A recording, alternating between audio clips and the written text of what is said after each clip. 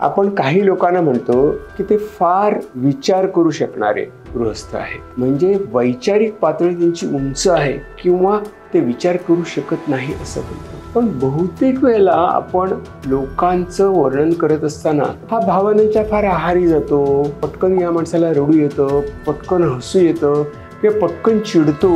एखाद्या माणसाचं वर्णन तो विचार कसा करतो याच्यापेक्षा त्याच्या भावना कशा असतात यावरती अवलंबून असतं.